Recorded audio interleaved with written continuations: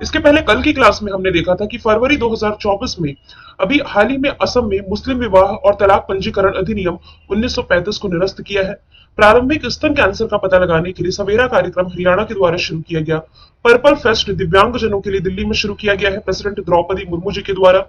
Mobile world Congress 2024 आयोजित किया गया स्पेन में। भारत की सबसे बड़ी रक्षा उपकरण प्रदर्शनी महाराष्ट्र में शुरू हुई। इसरो किस मिशन के तहत 4 अंतरिक्ष यात्रियों के नाम का ऐलान किया है? तो गगनयान मिशन के तहत। दुनिया की तीसरी सबसे बड़ी मस्जिद जिसका नाम है जामा अल जाजैर बनी है अल्जीरिया में। राष्ट्रीय विज्ञान दिवस 28 फरवरी को मनाया जाता है। दुनिया की पहली वैदिक घड़ी उज्जैन में स्थापित की गई और पाकिस्तान के पंजाब प्रांत की पहली महिला मुख्यमंत्री जो बनी है मरियम नवाज बनी है। तो ये सभी क्वेश्चंस हम लोगों ने कल पढ़ लिए थे। तो चलिए शुरू करते हैं। आज का हमारा पहला सवाल, चुनाव आयोग ने किसके साथ मिलकर मेरा पहला वोट देश के लिए इस अभियान की शुरुआत की है? तो रिसेंटली इस अभियान की शुरुआत चुनाव आयोग ने शिक्षा मंत्रालय के साथ मिलकर के की है। शिक्षा मंत्रालय कौन संभाल रहे हैं इस समय में? धर्मेंद्र प्रधान जी संभाल रहे हैं। अब इस अभियान के तहत होगा क्या? तो देखिए 28 फरवरी से 6 मार्च के बीच में जो उच्च शिक्षण संस्थान है उनमें यह अभियान चलाया जाएगा। किस लिए? लोगों को अवेयर करने के लिए। किस लिए अवेयर करना? वोट देने के लिए, क्योंकि इस साल लोकसभा के चुनाव होने जा रहे हैं। यदि मैं बात करूं भारतीय निर्वाचन आयोग यानी कि इलेक्शन कमीशन ऑफ इंडिया की, तो इसकी जो स्थापना है ये की गई थी 25 जनवरी 1950 में। इसलिए 25 जनवरी को राष्ट्रीय मतदाता दिवस के रूप में मनाया जाता है। हेडक्वार्टर दिल्ली में, राजीव कुमार इसके अध्यक्ष हैं। पूछा जाए पहले अध्यक्ष कौन थे, तो सुकुमार सेन थे। अब यदि आप रिलेट करें भारतीय संविधान के किस आर्टिकल में निर्वाचन आयोग के बारे में बताया गया है, तो 324 से 329 तक राष्ट्रीय निर्वाचन आयोग या भारतीय निर्वाचन आयोग का उल्लेख है। इसी शिक्षा मंत्रालय की एक पहल थी श्री योजना, स्कूल फॉर राइजिंग इंडिया, ये भी आप रिलेट कर सकते हैं। गृह मंत्रालय ये कौन संभाल रहे हैं? तो ये अमित शाह संभाल रहे हैं। साथ ही क्षेत्रीय परिषद की भी अध्यक्षता ना ये गृह मंत्री के हाथ होती है। रक्षा मंत्रालय ये कौन संभाल रहे हैं? राजनाथ सिंह संभाल रहे हैं। और विदेश मंत्रालय ये संभाल रहे हैं एस जयशंकर। आगे चलते हैं। इसरो के दूसरे स्पेस पोर्ट की आधारशिला अभी कहां रखी गई है? तो देखिए पहला तो आंध्र प्रदेश में था, मैं यहां पर मेंशन भी कर देती हूं। जो पहला था ये था आंध्र प्रदेश में। अब इसकी घोषणा तो कुछ समय पहले ही की जा चुकी थी कि इसरो का जो दूसरा स्पेस पोर्ट बनेगा ये बनेगा तमिलनाडु में। तो प्राइम मिनिस्टर नरेंद्र मोदी ने अभी हाल ही में तमिलनाडु में कुलशेखर पट्टिनम में इसरो के दूसरे स्पेस पोर्ट की आधारशिला रखी है। इस प्रोजेक्ट पर 950 करोड़ रुपए खर्च किए जाएंगे। लगभग 2233 एकड़ में ये बनाया जा रहा है और 2 साल में चालू होने की उम्मीद है। इसरो भारत की स्पेस एजेंसी है जिसकी स्थापना 15 अगस्त 1969 में हुई। बैंगलोर कर्नाटक में हेडक्वार्टर एस सोमनाथन अध्यक्ष हो जाएंगे। चलिए इसरो के कोई प्रोजेक्ट यदि हम रिलेट करें तो आदित्य L1 आप रिलेट कर सकते हैं। 2 सितंबर को लॉन्च किया गया इसरो का ये प्रोजेक्ट है। किस लिए लॉन्च किया गया है, किस पर्पस के लिए? तो सोलर स्टडी के पर्पस से ये लॉन्च किया गया है। अभी गगनयान मिशन के 4 अंतरिक्ष यात्रियों के नाम कल आप लोगों ने पढ़े थे, जो कि भारत का मानव युक्त मिशन है। आप और क्या रिलेट कर सकते हैं? हालांकि चंद्रयान 3 ये भारत का चंद्र मिशन था जो कि 23 अगस्त 2023 को साउथ पोल पर सफलतापूर्वक लैंड कर गया था और ऐसा उपलब्धि हासिल करने वाला भारत दुनिया का पहला देश बना था। मतलब कि चंद्रमा पर पहुंचने वाला 5वां देश, लेकिन साउथ पोल पर लैंड कराने वाला पहला देश बना था। ऑप्शन के थ्रू यदि आप देखें तो भारत का पहला multi modal logistic park, international multi modal logistic park Assam के जोगी गोपा में बन रहा है। एक मैक्रॉन कंपनी है, कहां की कंपनी है ये? अमेरिका की। ये अपना पहला सेमीकंडक्टर प्लांट भारत में स्थापित कर रही है। कहां? गुजरात में। उत्तर प्रदेश से आप रिलेट कर सकते हैं। दुनिया का सबसे बड़ा मेडिटेशन सेंटर जिसका उद्घाटन प्राइम मिनिस्टर नरेंद्र मोदी ने अपने निर्वाचन क्षेत्र वाराणसी से किया था, जिसका नाम था सर्ववेद, एग्जाम में पूछा गया सवाल है। अच्छा, तमिलनाडु का डिस्कशन आया है तो मैंने मैप भी ऐड किया है, ये मैं बताना भूल गई। तमिलनाडु जिसकी राजधानी चेन्नई, मुख्यमंत्री एम.के. स्टालिन, राज्यपाल आर.एन. रवि है। ये लीड्स रैंकिंग में टॉप पर रहा है। अभी 6वें क्रम के खेलो इंडिया यूथ गेम्स यही आयोजित किए गए, जिसका शुभंकर था वीरा मंगई। पदक तालिका में टॉप पर हो जाएगा महाराष्ट्र। और इसी तमिलनाडु और पड़ोसी देश श्रीलंका के बीच में भारत की पहली अंतरराष्ट्रीय क्रूज सर्विस शुरू होने जा रही है। अगला सवाल है, राष्ट्रपति द्रौपदी मुर्मू जी के द्वारा भारत के लोकपाल के रूप में किसकी नियुक्ति की गई है? तो भारत के जो नए लोकपाल बने हैं ये बने हैं अजय माणिक राव खानविलकर। पूछा जाए देश के पहले लोकपाल कौन थे, तो ये पिनाकी चंद्र घोष थे। न्यायमूर्ति है खानविलकर। इन्होंने 13 मई 2016 से 29 जुलाई 2022 तक सुप्रीम कोर्ट के न्यायाधीश के रूप में कार्य किया है। यदि मैं बात करूं इस लोकपाल के पद की, तो ये लिया गया है स्वीडन के संविधान से। ये एक भ्रष्टाचार विरोधी प्राधिकरण या लोकपाल का निकाय है जो कि भारत गणराज्य में सार्वजनिक हित का प्रतिनिधित्व है जो कि करता है। यहाँ पर दो ऑप्शन बच रहे हैं। अनिल चौहान, ये देश के वर्तमान में CDS chief of defence staff है। अरविंद पनगड़िया है जो ये 16वें वित्त आयोग यानी कि 16वें फाइनेंस कमीशन के अभी वर्तमान में अध्यक्ष बनाए गए हैं। अगला सवाल है, भारत की सबसे बड़ी सौर बैटरी परियोजना का अनावरण कहाँ किया गया है, तो इसका अनावरण अभी हाल ही में छत्तीसगढ़ में किया गया है। जो SECI है यानी कि solar energy corporation of India limited, जिसे आप हिंदी में कह सकते हैं भारतीय सौर ऊर्जा निगम, इसने छत्तीसगढ़ के राजनांदगांव में भारत की सबसे बड़ी सौर बैटरी ऊर्जा भंडारण प्रणाली की शुरुआत की है। छत्तीसगढ़, जिसकी राजधानी रायपुर, मुख्यमंत्री विष्णुदेव साय है, राज्यपाल विश्वभूषण हरिचंदन, नेशनल पार्क में इंदिरा कांगेर गुरुदासीदास नेशनल पार्क, इसके अलावा चाणक मार वाइल्ड लाइफ सेंचुरी भी आप यहीं पढ़ते हैं। लोकसभा सीटों की संख्या 11, राज्यसभा सीटों की संख्या है 5। त्योहार में प्रमुख रूप से कृषि के त्योहार हैं हरेली और छेरछेरा। कुछ करंट अफेयर के फैक्ट यदि हम रिलेट करें, तो प्राइम मिनिस्टर नरेंद्र मोदी ने इसी छत्तीसगढ़ में कुछ समय पहले ही eco friendly wildlife project का उद्घाटन किया था। यहाँ के पहले उप मुख्यमंत्री TS सिंहदेव ये लास्ट ईयर बनाए गए थे छत्तीसगढ़ के, उस समय जब वहां कांग्रेस की सरकार थी। अब तो वापस से बीजेपी आ चुकी है।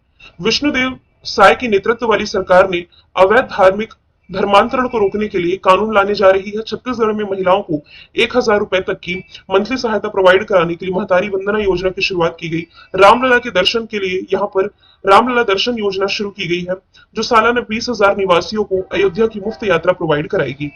अब यदि हम ऑप्शन के थ्रू देखें, तो दुनिया का सबसे बड़ा तैरता हुआ जो सोलर प्लांट है, फ्लोटिंग सोलर प्लांट, ये बनने जा रहा है मध्य प्रदेश में।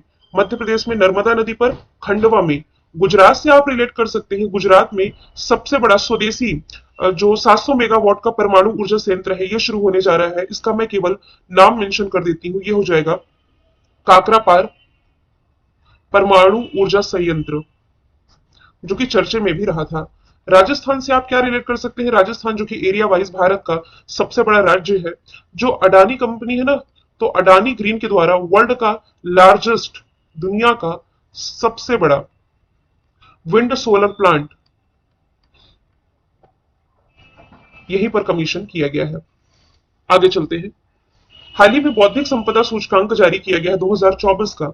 इसमें भारत की रैंकिंग पूछी जा रही है, तो स्थान भारत का कोई चेंज नहीं हुआ है। पिछले वर्ष भी भारत 42वें स्थान पर था और इस साल भी 42वें स्थान पर रहा है 55 देशों की इस लिस्ट में।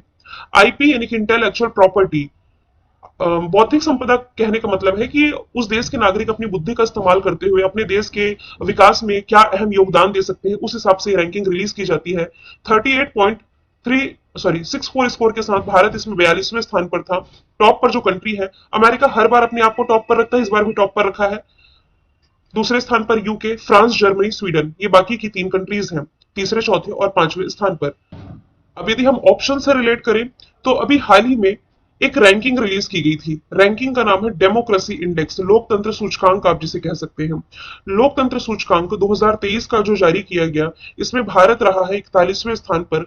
टॉप पर जो कंट्री है ये हो जाएगी नॉर्वे।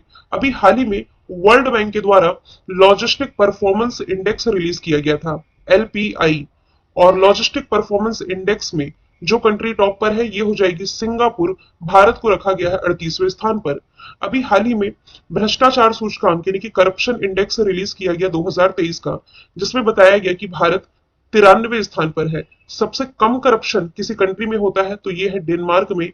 पूछा जाए सबसे ज्यादा करप्शन किस कंट्री में होता है, तो ये हो जाएगा सोमालिया में। तो दोनों ही चीजें आपको अलग अलग तरीके से याद रखनी है। अगला सवाल है, किंग्स चार्ल्स तृतीय के तहत मानद नाइटहुड उपाधि पाने वाले पहले भारतीय कौन बने हैं? ये बने हैं सुनील भारती मित्तल। आपको मालूम है कि ब्रिटेन की जो महारानी थी एलिजाबेथ द्वितीय, उनके निधन के बाद किंग्स चार्ल्स तृतीय ही पदभार संभाल रहे हैं। तो इन्हीं के तहत अभी हाल ही में भारत के जो सुनील भारती मित्तल है, ये भारतीय इंटरप्राइजेस के संस्थापक और अध्यक्ष है। साथ ही देश की जो दूसरी सबसे बड़ी दूरसंचार कंपनी है एयरटेल के ये मालिक है। इन्हें ही रिसेंटली किंग्स चार्ल्स तृतीय द्वारा KBE यानी कि Knight Commander of the Most Excellent Order of the British Empire, इससे सम्मानित किया गया है। ये सम्मान पाने वाले पहले भारतीय हैं। ये जो सम्मान है ये ब्रिटिश संप्रभु द्वारा नागरिकों को दिया जाने वाला सर्वोच्च सम्मान में से एक है और यह विदेशी नागरिकों को मारद उपाधि से सम्मानित किया जाता है। रतन टाटा जी की यदि मैं बात करूं तो इन्हें ऑस्ट्रेलिया के सर्वोच्च सम्मान ऑर्डर ऑफ ऑस्ट्रेलिया से नवाजा जा चुका है। फ्रांस के सर्वोच्च सम्मान से अभी कांग्रेस के वरिष्ठ नेता शशि थरूर सम्मानित किए गए हैं और मुकेश अंबानी जी अभी हाल ही में ब्रांड गार्जियनशिप इंडेक्स के अनुसार ये दूसरे स्थान पर रहे हैं। मतलब कि सबसे पॉपुलर सीईओ की बात की जाए तो उसमें फिर चाइना के टेंसेंट कंपनी के सीईओ हुआ तेंग मा टॉप पर थे। रिलायंस इंडस्ट्रीज लिमिटेड के मालिक मुकेश अंबानी दूसरे स्थान पर रहे हैं।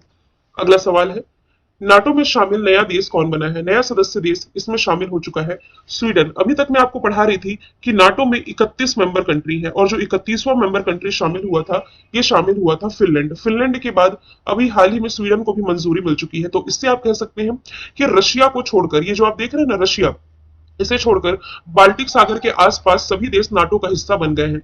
ये है बाल्टिक सी। इसके किनारे स्थित जो 3 कंट्री हैं, एस्टोनिया, लातविया, लिथुआनिया, ये तीनों ही बाल्टिक कंट्रीज कहलाती हैं। यहाँ स्कैंडिनेवियन कंट्री भी नाटो का हिस्सा है, फिनलैंड में शामिल हो ही चुका था। यहाँ से रशिया बस हिस्सा नहीं है। बाल्टिक सीमा से लगे जिन कंट्री का मैंने नाम लिया ये सभी इसमें शामिल है। NATO North Atlantic Treaty Organization headquarter Brussels Belgium में अध्यक्ष जेंस स्टोलटेनबर्ग है। स्टॉकहोम ये है स्वीडन की कैपिटल। स्वीडिश क्रोन ये है करेंसी।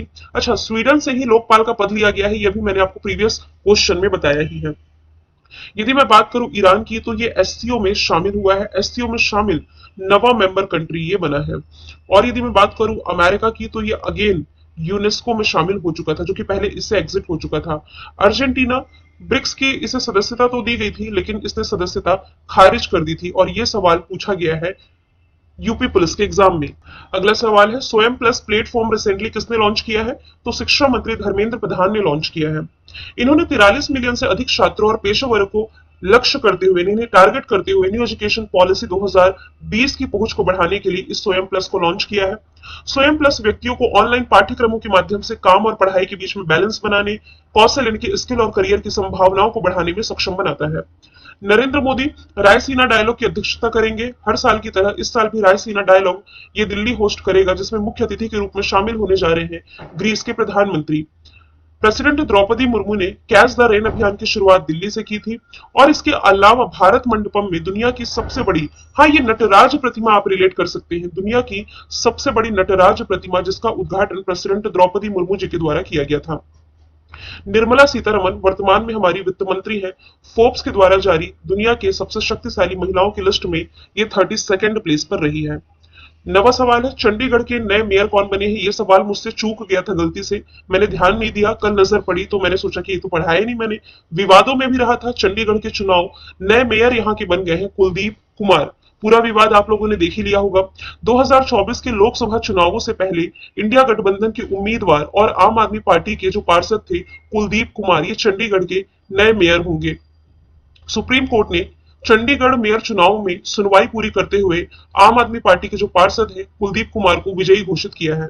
पूरा विवाद यह है कि 30 जनवरी को यहां पर चुनाव आयोजित किए गए थे। उस चुनाव में बीजेपी के जो मनोज सोनकर थे, इन्होंने जीत दर्ज की थी। चुनाव में सोनकर ने 16 सीटें जीती थी और कुलदीप कुमार को 12 मिली थी और 8 वोट को अवैध घोषित कर दिया गया था। अवैध किस तरह से घोषित किया गया, सीसीटीवी में सब कुछ रिकॉर्ड हो गया, जिसके बाद से चुनाव में धांधली का आरोप लगाते हुए कुलदीप कुमार ने सुप्रीम कोर्ट का रुख किया था और फैसला भी इन्हीं पक्ष में आया और ये बने हैं चंडीगढ़ के नए मेयर। अब यदि हम ऑप्शन से देखें तो पंजाब के जो राज्यपाल थे बनवारी लाल पुरोहित इस्तीफा दे चुके हैं। हरियाणा के राज्यपाल बंडारू दत्तात्रेय। पंजाब के मुख्यमंत्री हो जाएंगे भगवंत मान। हालांकि पंजाब और हरियाणा दोनों की ही कैपिटल चंडीगढ़ है। 10वां सवाल रिवीजन के लिए रखा मैंने। दादा साहब फाल्के अवार्ड 2024 में बेस्ट एक्टर का अवार्ड जीता है शाहरुख खान ने। इनके फिल्म जवान के लिए बेस्ट अभिनेत्री इसमें रही है रानी मुखर्जी। ऋतिक रोशन, इन्होंने पिछले साल का जो आईफा अवार्ड रहा 2023 का, इसमें बेस्ट एक्टर का अवार्ड जीता था इनकी फिल्म विक्रम वेधा के लिए। रणबीर कपूर, इस साल का जो फिल्म फेयर अवार्ड रहा है अपनी फिल्म एनिमल के लिए इन्होंने बेस्ट एक्टर का अवार्ड जीता। अल्लू अर्जुन, ये पिछले साल का नेशनल फिल्म अवार्ड जीत चुके हैं इनके फिल्म पुष्पा के लिए। स्टैटिक जीके में देखें तो सबसे कम उम्र में जो प्रधानमंत्री बने थे राजीव गांधी जी। लोकसभा में बहुमत दल का नेता प्रधानमंत्री होता है। कौन से प्रधानमंत्री की नियुक्ति के वक्त वे किसी सदन के सदस्य नहीं थे, न लोकसभा न राज्यसभा? तो एच डी देवगौड़ा। किस प्रधानमंत्री ने एक भी दिन संसद नहीं गए? ये चौधरी चरण सिंह थे। यथार्थ कार्यपालिका की समस्त सत्ता मंत्री परिषद में निहित होती है। संघीय परिषद में मंत्री लोकसभा के प्रति उत्तरदायी होते हैं। और संविधान में किस अनुच्छेद में मंत्री परिषद की नियुक्ति और इनके पद से हटने का प्रावधान है? आर्टिकल 75। मंत्रिमंडल का गठन करने वाला केंद्रीय मंत्री होता है। और स्वतंत्र भारत के पहले कानून मंत्री भीमराव अम्बेडकर जी थे। मैंने कल आपसे पूछा था सबसे लंबा सिग्नेचर स्टे ब्रिज का उद्घाटन कहां किया गया? गुजरात राइट आंसर था। आज का सवाल है बहुराष्ट्रीय सैन्य अभ्यास शांति प्रयास का चौथा एडिशन किस देश में किया जा रहा है? आंसर इसका आप कमेंट